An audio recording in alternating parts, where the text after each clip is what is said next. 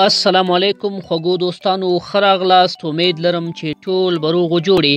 خوږو دوستانو، که چیرته ستاسو د واتساپ نه ځینې تصویران یا ځینې ویډیوګانې او یا هم میسیجونه نه را ډاونلوډیږي، نه کتل کیږي، خوږو دوستانو که چیرته ستاسو ملګرو او یا هر چا په واتساپ باندې میسیج کړی وي، تصویرونه یې رالیږلي وي، اسناد یې رالیږلي وي، ډیټا یې رالیږلي وي او هغه تاسو خوږو دوستانو څه وخت وروسته غواړئ چې هغه تاسو وګورئ، رالاوډ یې کړئ یا په خپل ګیلري کې سیو کړئ او هغه نه سیویږي، نو دې لپاره څه کول پکار دي؟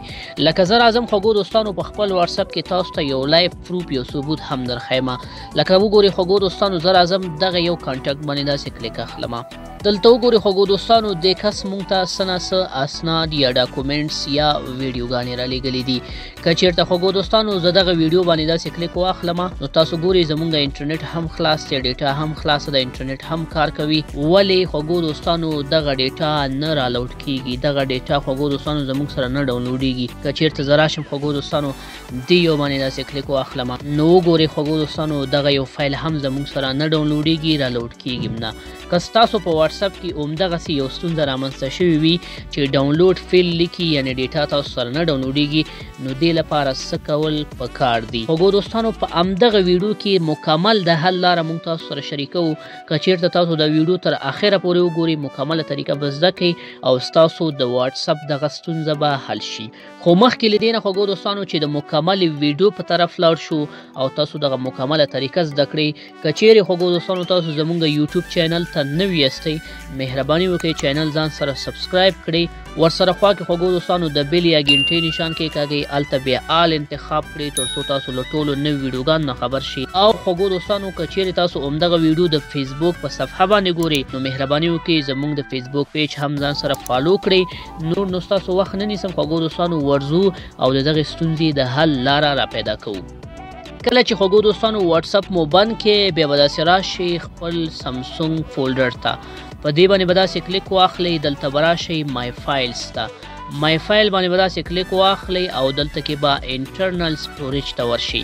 انټرنل سټوریج چې خوږو دوستانو تاسو سره راخلاص شو، داسې به لاندې راشئ او خپله د واتساپ فولډر به پیدا کړئ. دا وګورئ خوږو دوستانو واتساپ. خوږو دوستانو دغه یو فولډر به تاسو داسې انتخاب کړئ. کله چې دا فولډر تاسو سره داسې ټیک مارک شو، له دې نه وروسته خوږو دوستانو دا به داسې موو کړئ.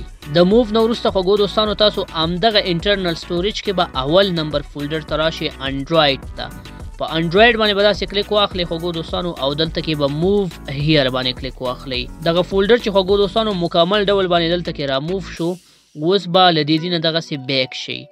له دې نه وروسته به خوږو دوستانو تاسو مای فایل هم بند کړئ او بیا به لاړ شئ خوږو دوستانو خپل موبایل به دغسې ریسټارټ کړئ.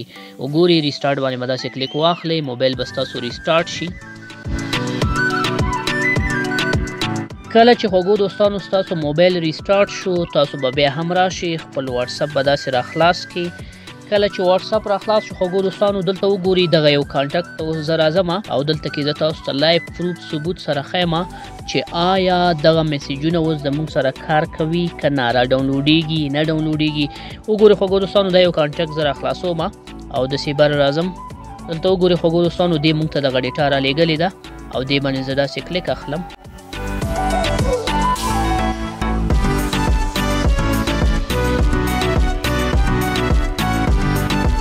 وګورئ خوږو دوستانو چې دغه میسیج زموږ سره دلته کې پریویو شو. تاسو کولی شئ چې دا په خپله ګیلري کې هم سیو کړئ او تاسو کولی شئ خوږو دوستانو چې خپله ډیټا ټوله له یو مخې وګورئ. امید لرم خوږو دوستانو چې له دې ویډیو نه به هم څه زده کړي وي. ویډیو مخکې د خپل ملګرو سره ضرور شریکه کړئ. ښه وخت، الله پامان.